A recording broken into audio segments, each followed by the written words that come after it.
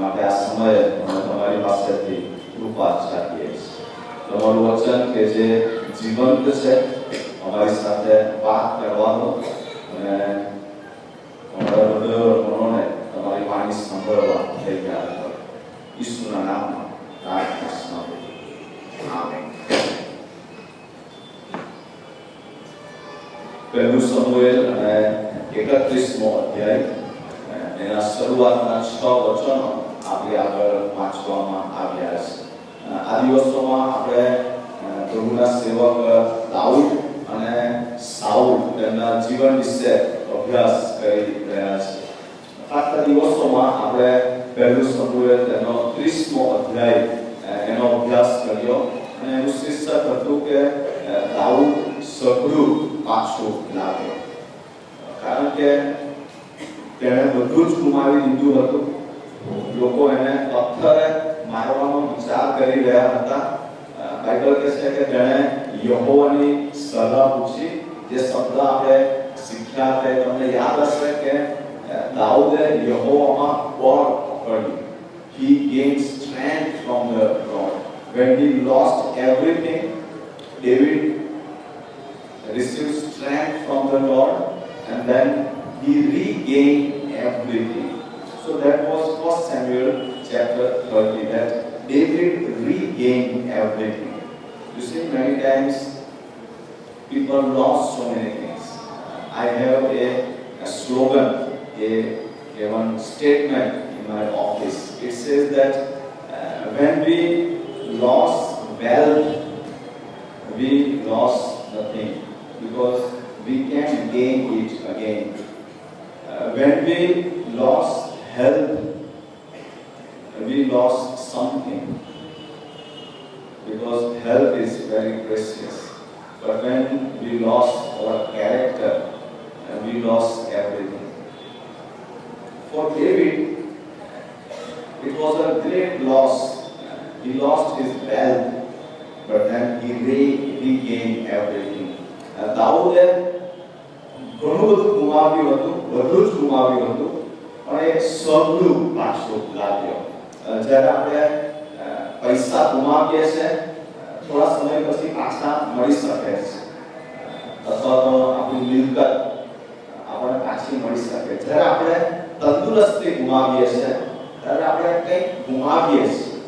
કારણ કે મારા શરીરનો કોઈ ભાગ અથવા તો મારા શરીરનું કોઈ અંગ અથવા તો કોઈ રીતે હું નાદુરસ્ત થઈ જાઉં તો હું કંઈક ગુમાવું છું. પણ જ્યારે આપણે ચારિત્ર ગુમાવી દઈએ છીએ, આપણે બધું જ ગુમાવીએ છીએ.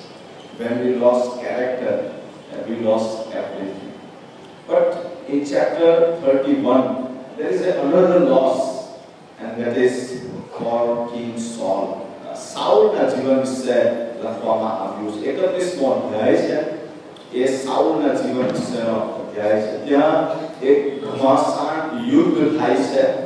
બાઇબલ એવું કહે છે કે ફલિસ્તીઓ એ ઇઝરાયલની સામે ચડીને આવ્યા અને ત્યાં દામણ યુદ્ધ જામ્યું. હવે ફલિસ્તીઓએ verse 1, હવે ફલિસ્તીઓએ ઇઝરાયલની સામે યુદ્ધ કર્યું. ઇઝરાયલીઓના માણસો ફલિસ્તીઓની આગળ નાઠા ને ગિલ્બોઆ પર્વત પર કતલ થઈને પડ્યા. So the Philistines, they killed Israelites, and in that King Saul and his 3 sons, they also died.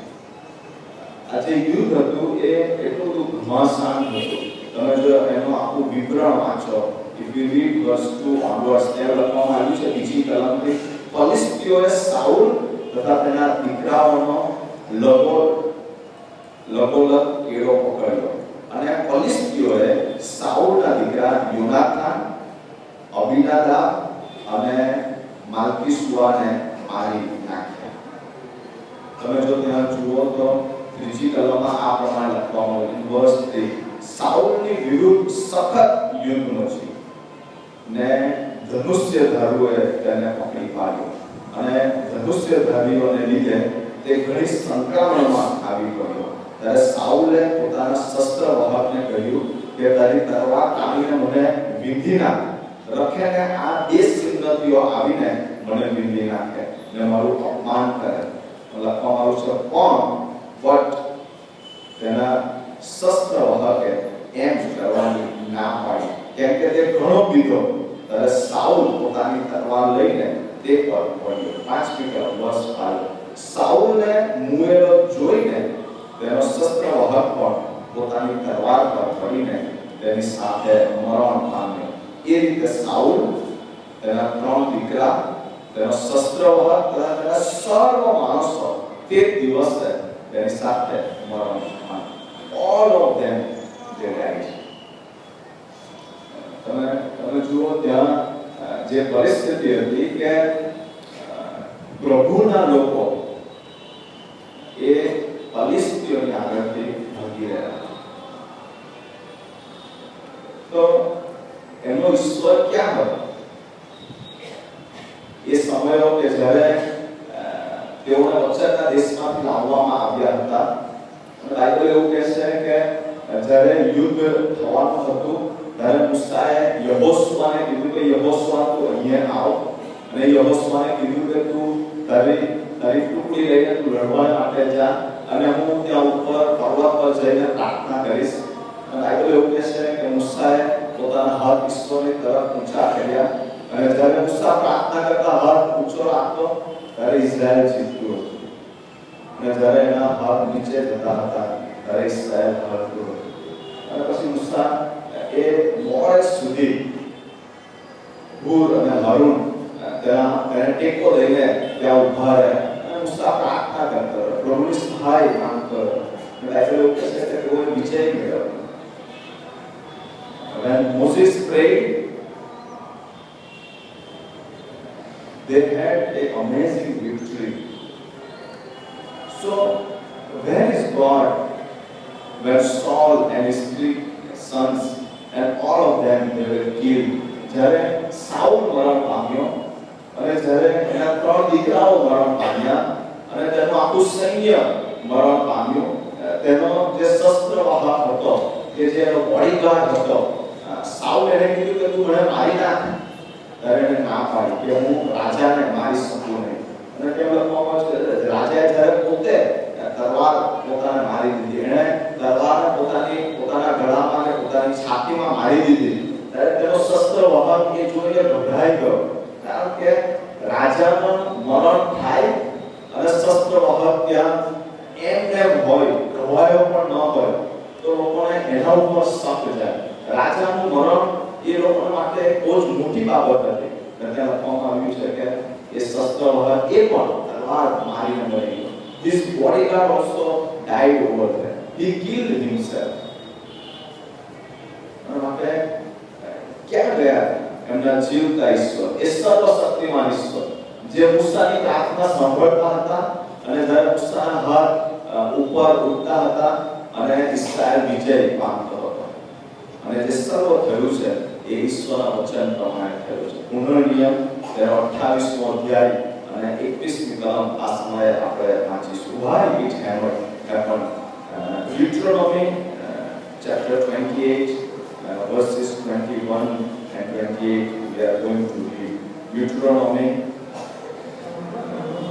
28 verses 21 and 22. પુનર્નિયમ 28મો અધ્યાય 21 અને 22મી કલમ આપણે જોઈશું. અને ત્યાં પ્રમાણે લખવામાં, જે દેશમાં તું તેનું પતન પામવા સારું જાય છે તેમાંથી યહોવા તારો પૂરો નાશ નહીં કરે, ત્યાં સુધી તે તારા પર મરકી લાગ્યા કરશે. 22મી કલમ, ક્ષય રોગથી, આ નવા રોગો નથી, તાવથી અને સોજાથી તથા ઉષ્ણ તાપથી તથા તલવારથી તથા લૂથી તથા ફૂગથી યહોવા તને મારશે, અને તારો નાશ થતા સુધી તેઓ તારી પાછળ લાગશે.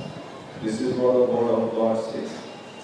આજે બધા ઈશ્વરનું વચન છે કે બીજા લોકો યહોવાના લોકને, ઇસ્રાએલ પ્રજાને, એના ખાસ પસંદ કરાયેલા લોકને મારશે. Why? શા માટે? 15મી કલમમાં એનો જવાબ આપવામાં આવ્યો છે.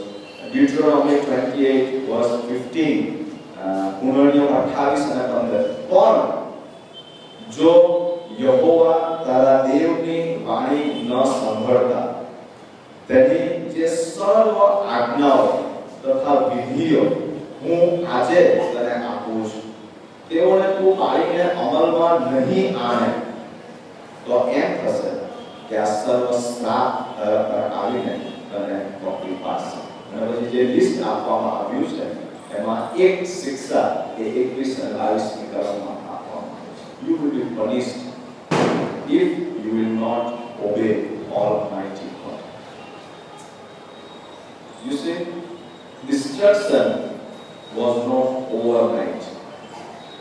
Saul ruled on Israel for 40 long years, and for many years he disobeyed Almighty God. But the destruction was not overnight. Lord gave him so many opportunities, but at the end, finally, there was a great loss. Saul કેટલા બધા સમયથી બિન અધીન થયા કરતો પણ પ્રભુ એને અનેક ઘણી તક આપી. એ જે નષ્ટ થયો એ પાપને લીધે તરત થયો નથી.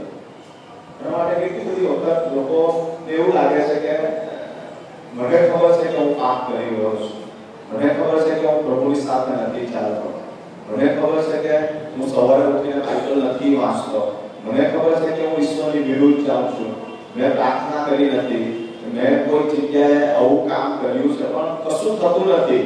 એના માટે બધું સારું ચાલી રહ્યું છે, પ્રભુ મને પણ ચલાવે છે, પ્રભુ મને અનુમોદન આપે છે, એના માટે અમારે જ આગળ વધ્યા કરો.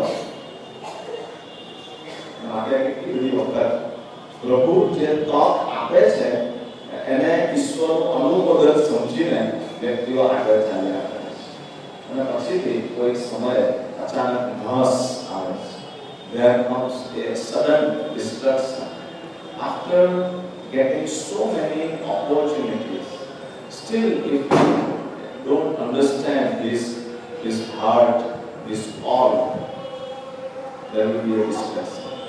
આ સાઉલ રાજા એ ઇઝરાયલનો સૌથી પહેલો અભિષિક્ત રાજા. He was anointed one.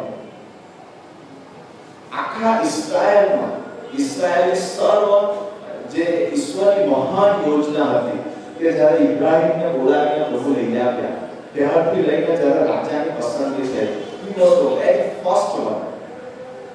પણ એનો જે નાશ થયો એવો ભયંકર થયો અને તે તેની બિન અધીનતાને લીધે થયો. અને તમે જુઓ, people started laughing on him.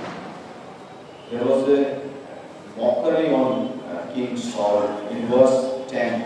1 Samuel chapter 31 verse 10. 10મી કલમમાં પહેલું સમુએલ 31મો અધ્યાય અને 10મી કલમ. તેઓએ તેના શસ્ત્રો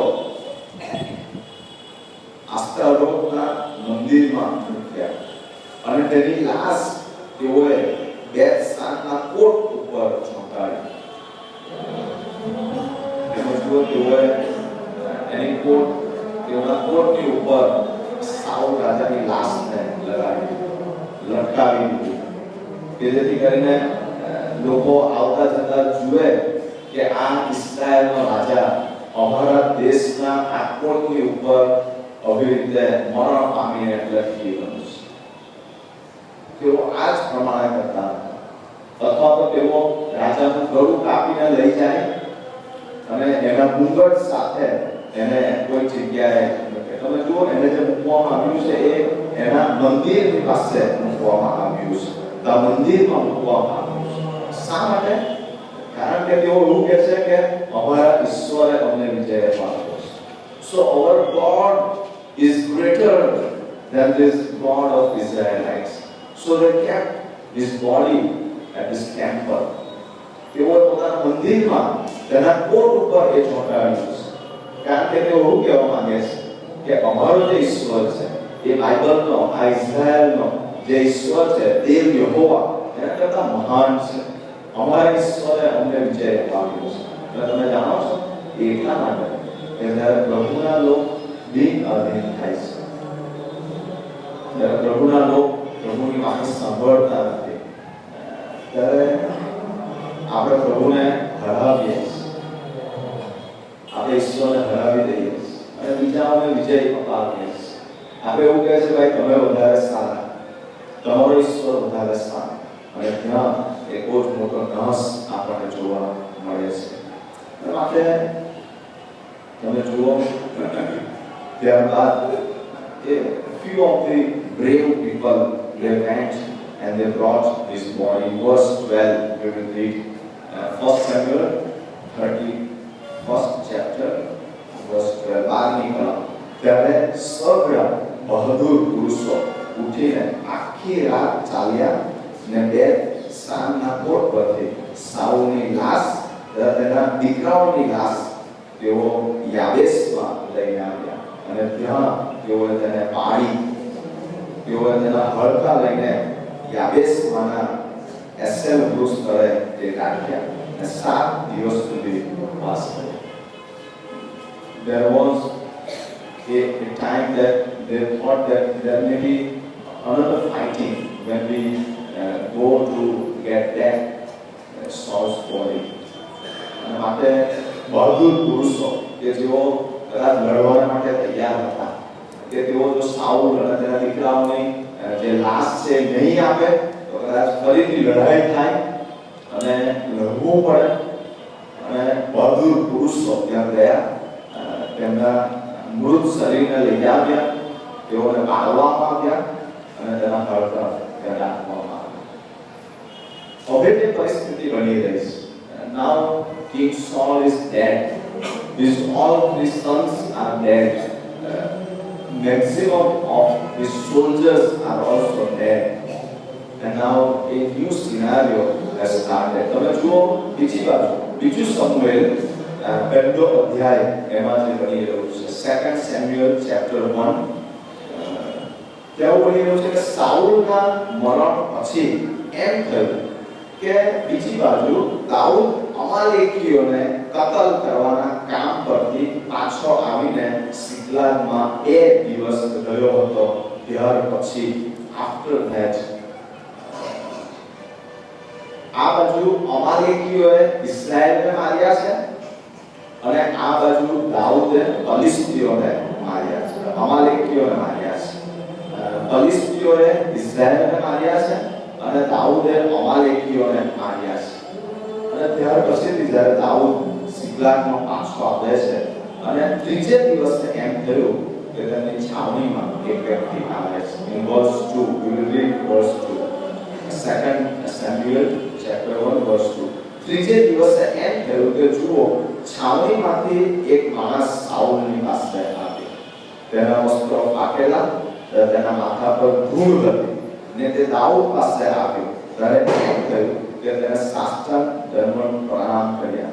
verse 3 onwards દાઉદે તેને પૂછ્યું કે તું ક્યાંથી આવ્યો છે?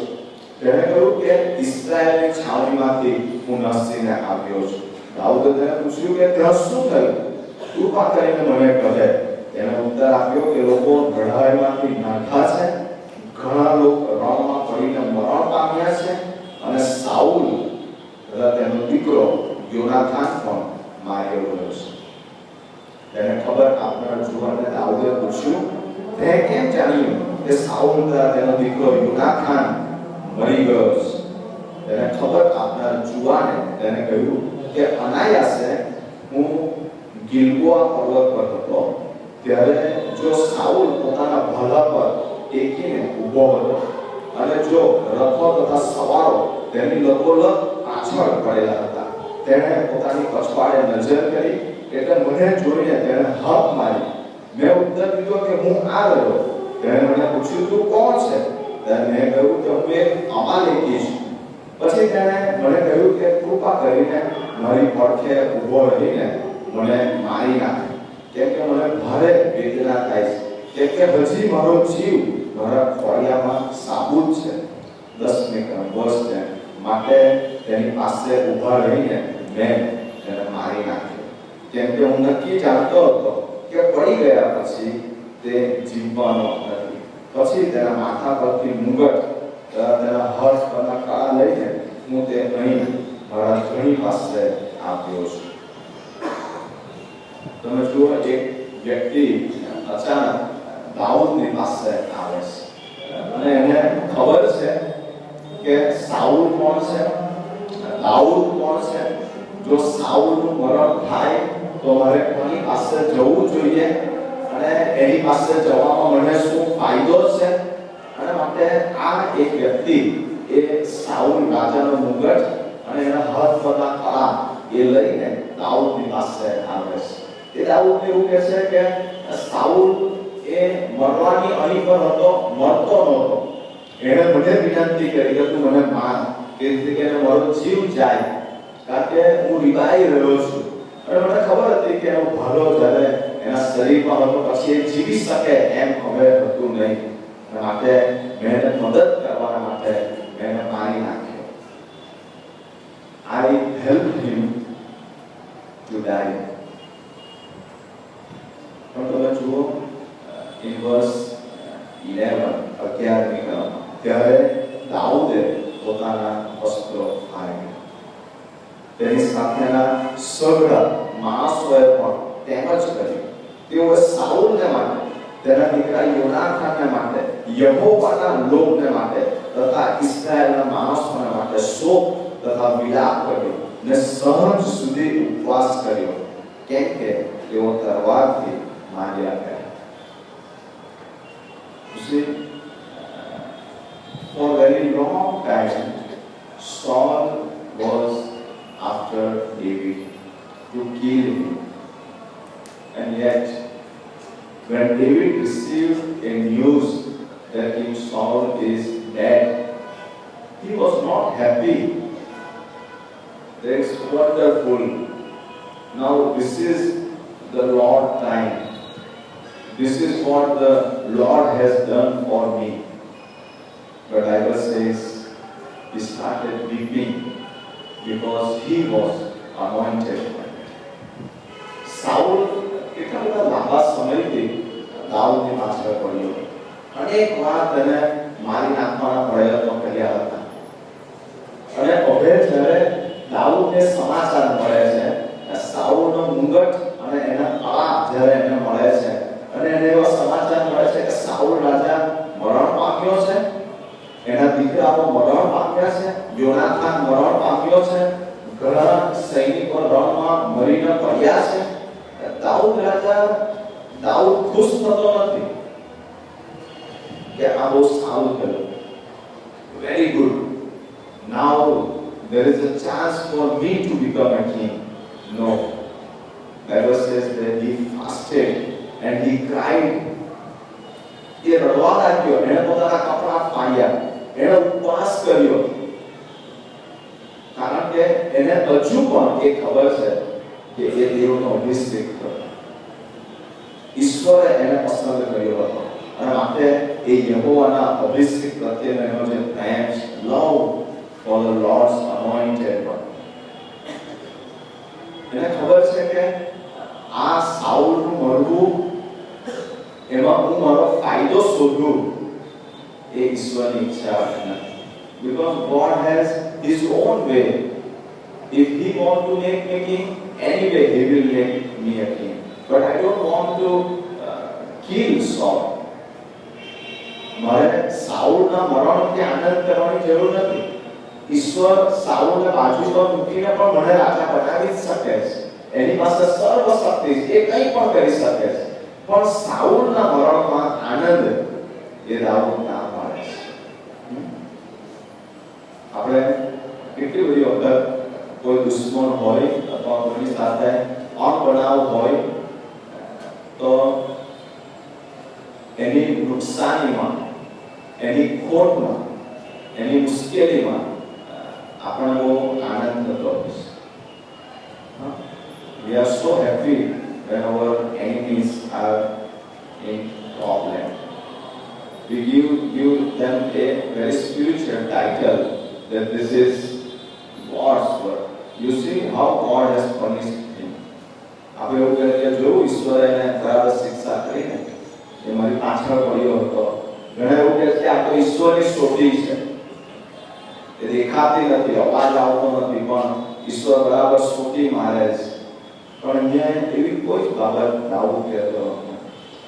દાઉદ બહુ સ્પષ્ટ જાણે છે કે કોઈ પણ વ્યક્તિનો ન્યાય કરવો એ મારા હાથમાં નથી. અને ખાસ કરીને જ્યારે એ પ્રભુનો અભિષિક્ત છે એ એનાથી બહુ દૂર રહે છે. પ્રભુએ એને પસંદ કર્યો છે, પ્રભુએ એને રાખવો, એને નકારી કાઢવો એ ઈશ્વરના હાથમાં છે. અને માટે સાઉલના મરણના સમાચારથી એ ખુશ થતો નથી. He is not happy in this news that King Saul is dead. He is not finding his own opportunity to become a king in his death. કે આવો સારું કરવો, હવે ઓલરેડી પ્રભુએ મને પસંદ કર્યો જ છે અને માટે આ બહુ સારું થયું અને હવે બરાબર સમય આવ્યો છે કે હું હજુ વધારે લોકોને ભેગા કરું અને આમાં કોઈ રાજકારણ કરું કે જેથી કરીને હું રાજા બની જાઉં. ત્યાં બહુ સ્પષ્ટ લખવામાં આવ્યું છે કે દાઉદે સાઉલના મરણને પોતાના રાજા બનવાની તક તરીકે જોઈ. ઘણા બધા શું કહે છે એ તો એને કર્યું જેવું હતું ને, આપણે તો જાણીએ જ છે એ તો એને કર્યું એટલે હવે ભોગવી રહ્યો છે. દાઉદ એવી કોઈ પણ બાબત નહીં લાભ એનાથી ઉપરાંત તમે જુઓ 19મી કલમ. We will read verse 19. 2 Samuel chapter 1 verse 19. હે ઇસ્રાએલ, તારું ગૌરવ તારા પર્વતો પર કતલ થઈને પડ્યું છે. યોદ્ધાઓ કેવા માર્યા ગયા છે. You see, he is giving honor to the Israelites, to the king Saul, to the Jonathan. એવું કહે છે કે ઇઝરાયલના લોકો સાઉલ રાજા એના દીકરાઓ એ તો ઇઝરાયલનું ગૌરવ હતું. એ તો એવું નથી કહેતો કે એ તો એને કરેલું ને ભોગવી રહ્યો છે. એવું કહે છે કે ઇઝરાયલનું ગૌરવ નાશ પામ્યું છે. ઇઝરાયલનું ગૌરવ, ઇઝરાયલનું માન, ઇઝરાયલનો જે મોભો હતો એ આજે મરણ પામીને ત્યાં પડ્યા છે. અને એની ઢાલ જાણે કે અભિષિક્ત ના થઈ હોય, જાણે કે પ્રભુ દ્વારા એને મૂકવામાં જ આવ્યા ના હોય એમ રણમાં એમ પડી રહી છે. માટે ત્યાં તો ઇઝરાયલની એક ગૌરવ ગાથા ગાવામાં આવી છે. દાઉદનું આ ગીત ત્યારે તમે વાંચો તો he announced that we must sing this song. You see, અને આ એક વિલાપનું ગીત છે. અને યશાયાના પુસ્તકમાં આ લખવામાં આવેલું ગીત છે. તમે જો 18મી કલમ વાંચો, if you read verse 18, David ordered that we must sing this song. માટે ત્યાં ગીત ગાવામાં આવ્યું છે. તેણે યહૂદા પુત્રોને ધનુષ્ય નામનું ગીત શીખવવાનો તેમને હુકમ કર્યો. જો તે યાશાયાના પુસ્તકમાં લખેલું છે અને એ ગીત ત્યાં ગાવામાં આવ્યું. માટે લોકોએ ત્યાં રડ્યા, તેઓએ ઉપવાસ કર્યો. તેઓને એમ થયું કે પ્રભુનો અભિષેક મરણ પામ્યો છે. If you read verse 16, 2 Samuel chapter 1 verse 16, અને દાઉદે તેને કહ્યું કે તારું લોહી તારે માથે છે, કેમ કે તારા મુખે તારી વિરુદ્ધ સાક્ષી પૂરી છે કે યહોવાના અભિષિક્તને તે મારી નાખ્યો છે. અને તમે જુઓ, જે જુવાન ત્યાં આવ્યો હતો એને ત્યાં શિક્ષા કરવામાં આવી. The young man who came and said that I have killed King Saul, David gave punishment to him, because David said that why you killed him, that was none of your business. તે શા માટે soul રાજાને મારી નાખ્યો? એ એમને કર્યો હોતે તો ઈશ્વરની ઈચ્છામાં હોતે, પણ તારે એને મારવામાં મદદ શા માટે કરવી જોઈતી હતી? એ ઈશ્વરનો અભિષેક હતો, એનો શસ્ત્રવાહક એને નહીં માર્યો, એ પોતે તલવાર મારીને મરી ગયો. અને તું એક અમાલેકી તેને સાઉલને શા માટે માર્યો? પણ વાસ્તવિકતા એવી છે કે એને માર્યો નહોતો. એ એમાં ફાયદો શોધી રહ્યો હતો. કે જ્યારે હું દાઉદની પાસે અભિમાન લઈને જઈશ, કારણ કે એ અમારી કેવું કહે છે કે એ ભાલા ઉપર પડ્યો હતો અને પ્રભુના વચનમાં 31મા અધ્યાયમાં લખવામાં આવ્યું છે કે તેણે તલવારથી પોતાને માર્યો છે. પણ એનો એવો ફાયદો શોધતો કે જો હું દાઉદની પાસે સાઉલના સમાચાર લઈને જઈશ અને હું એમ કહીશ કે મેં એને માર્યો છે, તો દાઉદ કેટલો બધો ખુશ થઈ જશે અને મને ઇનામ આપશે, કદાચ મને એના સૈન્યમાં એક સેનાપતિ જેવો બનાવી દેશે. અને માટે એ સાઉલનો એ મુગટ અને કડું લઈને દાઉદની પાસે ગયો હતો. પણ દાઉદે કીધું કે તે અભિષિક્તને કેમ માર્યો? એનું જે થવાનું હોય એ થાય, તારે એને અડકવાની જરૂર નથી. અને Dawood David is so serious about it. Why did you kill him? Because he was God's anointed one. If he would have died naturally, that's in God's hand. But you should have not killed him. And he punished him. And એને શિક્ષા કરવામાં આવી. એને શિક્ષા કે તારે ઈશ્વરના અભિષેકની વિરુદ્ધ કંઈ પણ કરવા, એ મરતો હતો તો એને મરવા દેવાનો હતો. ઈશ્વર એને એની રીતે મારતે, તારે એને મારવાની શું જરૂર હતી?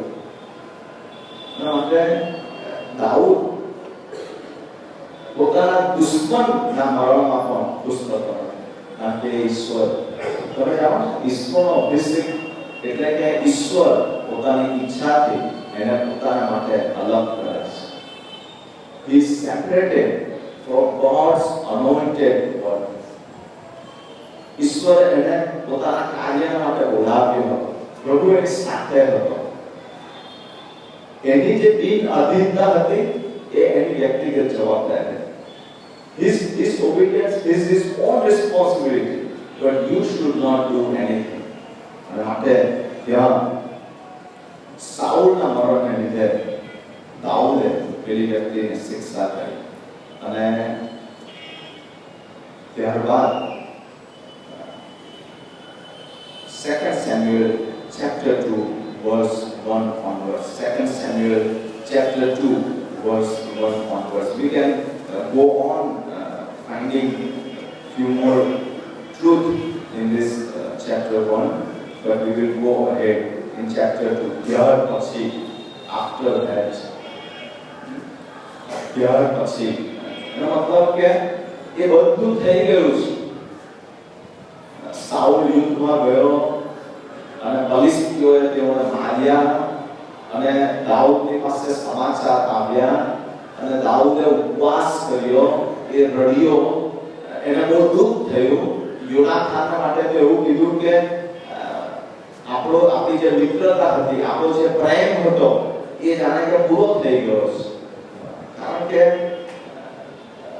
હવે હું એવા મિત્રને ક્યાંથી લાવું કે જે યોનાથાન મળવા માટે હતો. એ પણ એણે ગીતમાં ગાયું છે. અને એ બધું થઈ ગયા પછી એનો મતલબ શું છે ખબર છે? કે સૌથી પહેલા સાઉલને માટે જે કરવાનું હતું એ એણે કર્યું છે. એને તરત પોતાનો કોઈ ફાયદો કે લાભ શોધ્યો અને ત્યાર પછીથી એમ થયું, verse 1, 2 Samuel chapter 2 verse 1. ત્યાર પછી એમ થયું કે દાઉદે યહોવાની સલાહ પૂછી કે શું હું યહૂદિયાના કોઈ નગરમાં જાઉં? યહોવાએ તેને કહ્યું કે જા. દાઉદે પૂછ્યું, હું ક્યાં જાઉં? ત્યારે તેને કહ્યું કે હેબ્રોનમાં. તમે જુઓ, for David the whole picture was clear. If you see 1 Samuel chapter 16, he was anointed as a king. Now the present king Saul is dead and gone. His all 3 sons are dead. So now the road is clear, but still he is not in hurry. He is asking God, Lord, what should I do? દાઉદને પહેલું Samuel 16મા અધ્યાયમાં રાજા તરીકે સમુએલે અભિષેક કર્યો છે.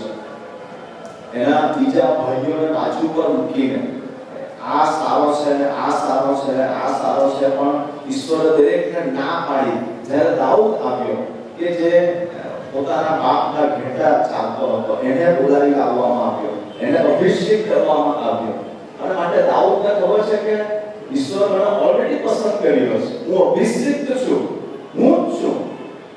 બીજું કે soul જે મને મારતો ફરતો હતો, ઈશ્વરે એને મારી નાખ્યો છે. અને હવે મારે કોઈને કશું પૂછવાની જરૂર જ નથી. Everything is ready. અને માટે સાઉલ દોડીને પોતાનું રાજ લેવા કે રાજગાદી લેવા જઈ શક્યો હતો, પણ દાઉદ એવું કરતો. તમે જુઓ એણે શું કર્યું?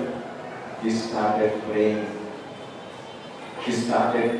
એણે પ્રાર્થનાની શરૂઆત કરી. એણે પ્રભુની શ્રદ્ધા પૂછી. એ પ્રાર્થનામાં પ્રભુની પાસે ગયો, પ્રભુ હું શું કરું? શું હું જાઉં કે હજુ મને રાહ જોવાની છે? અને માટે ઈશ્વરે એને માર્ગદર્શન આપવાની શરૂઆત કરી. તમે જુઓ કેટલા બધા કદી પ્રભુની ઈચ્છા પૂછતા નથી. એ લોકોને જે સારું લાગ્યું, આ બરાબર છે, આગળ વધો. માનવીય બુદ્ધિ, મને આ ગમે છે, મને આ સારું લાગે છે, મને આ યોગ્ય લાગે છે. દાઉદ એક બહુ સ્પેશિયલી અનોઇન્ટેડ હતો, અને છતાં પણ તેણે ઈશ્વરની ઈચ્છા જાણ્યા વગર કશું જ આગળ કર્યું. તમને ખબર છે, દાઉદનો વિજય જ એમાં છે. દાઉદને જે વિજય મળ્યો છે એ એટલા માટે જ કારણ કે એણે પ્રભુની ઈચ્છા મેળવ્યા વગર કશું કર્યું. એણે પૂછ્યું કે હું શું કરું, અને માટે યોગ્ય સમયની રાહ તેણે જોઈ. He waited for God. There is no hurry to gain the whole kingdom. He is waiting. એ પ્રાર્થના કરી રહ્યો છે. અને માટે બધાઓ શું આપણે આપણા જીવનમાં આવી રીતે પ્રાર્થના કરીએ છીએ? શું આપણે એવું લાગે કે આ બધું બરાબર જ લાગે છે, આવું જ કરી નાખવું જોઈએ, પછી પ્રાર્થના કરીએ આપણે તો બધું સારું લાગે. આપણે બધી વિચાર કે ઈશ્વર શું ઈચ્છે છે, શું પ્રભુની ઈચ્છા છે. કદાચ દાઉદની જગ્યાએ હું હોત તો મને એવું લાગતું કે આ તો પ્રભુએ જ બધું કર્યું છે, હવે પ્રભુને કશું પૂછવા જેવું જ નથી.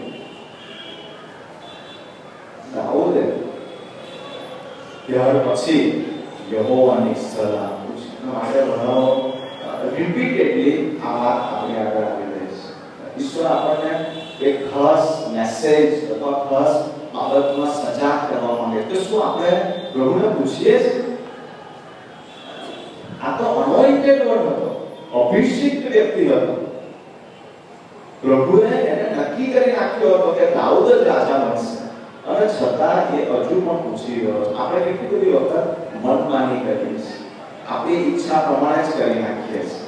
મને ગમે છે, મને એવું યોગ્ય લાગે, આ જ સારું છે, એટલે હવે કોઈને પૂછવાની જરૂર નથી, પ્રભુને પણ નહીં. અને then begins a failure. એક નિષ્ફળતાની શરૂઆત થાય છે.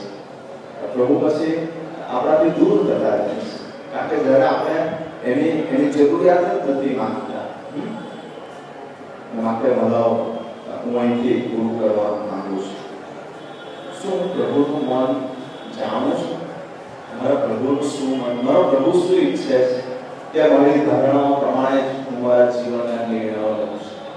આપણા જીવનના ઘણા બધા બહુ જ અગત્યના મહત્વના નિર્ણયો કોઈ જગ્યાએ પ્રભુને પૂછવાનો નથી.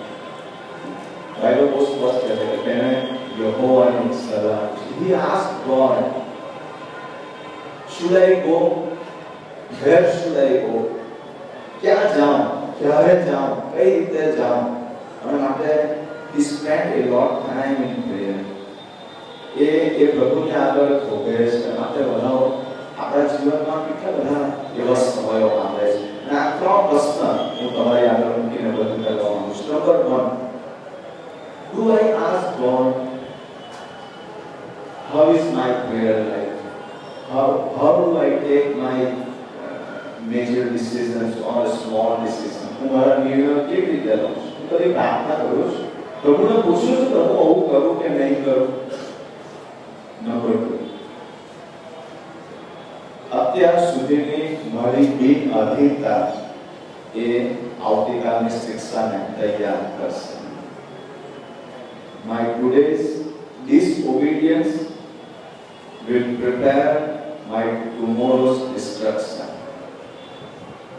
જો આજે પ્રભુને બિન અધીન થઈ રહ્યો છું એનો મતલબ કે હું આવતીકાલની શિક્ષાને તૈયાર કરી રહ્યો છું. So am I disobeying Almighty God or obeying Almighty God? So હું પ્રભુને અધીન થાઉં છું. Saul repeatedly being અધીન થયો and there comes a destruction. પછીથી એક નાશ આવી. શું હું અત્યારની બિન અધીનતા દ્વારા આવતીકાલની નાશ અને શિક્ષાની તૈયારી કરી રહ્યો છું કે પછી આજની અધીનતા મારી આવતીકાલના ઇનામને હું તૈયાર કરી રહ્યો છું? અને છેલ્લી ખબર, how do I assess people's life? હું લોકોના જીવનને કેવી રીતે જોઉં? આ તો બરાબર ઈશ્વરની શિક્ષા છે, એને તો થવું જ જોઈતું હતું, આ બહુ સારું થયું પ્રભુએ એવું કર્યું, આ તો ઈશ્વરની સોટી છે. Do I judge people all the time? Is that my responsibility to judge people?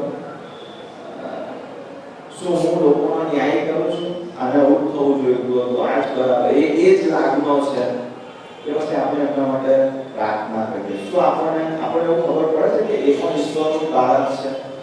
જે પ્રભુ મને પ્રેમ કરે છે એ એને પણ પ્રેમ કરે છે. દાઉદે સાઉલના માટે કપડા ફાડ્યા, he cried, he fasted, એને ઉપવાસ કર્યો.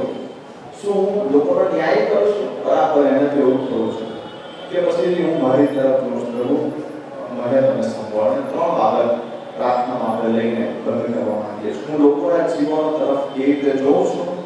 આજની અધીનતા આવતીકાલનો ઇનામ છે, આજની બિન અધીનતા આવતીકાલના નાશની તૈયારી છે. અને છેલ્લી બાબત, શું પ્રભુની સલાહ પૂછું છું? Do I seek his guidance or I take all decisions by my own? હું એટલો બધો જ્ઞાની છું, I don't need God, મને પ્રભુની જરૂર જ નથી, હું બધું કરવાની શક્તિમાન છું. અને હું પ્રભુને બાજુ પર હસેલી દઉં છું અને એ ખાલીપણું જીવનમાં બહુ અપલાવી નાખું છું. કારણ કે મારી પાસે જ્યારે પ્રભુ નથી, હું પ્રભુને અમુક બાબતોમાં પૂછતો જ નથી અને પ્રભુને બાજુ પર કીધું. પ્રાર્થના કરીએ આપણે. જીવતા ઈશ્વર, અમારા જીવનો તમારી આગળ ખુલ્લા છે અને ઉઘાડા છે. દાઉદ અને સાઉલનું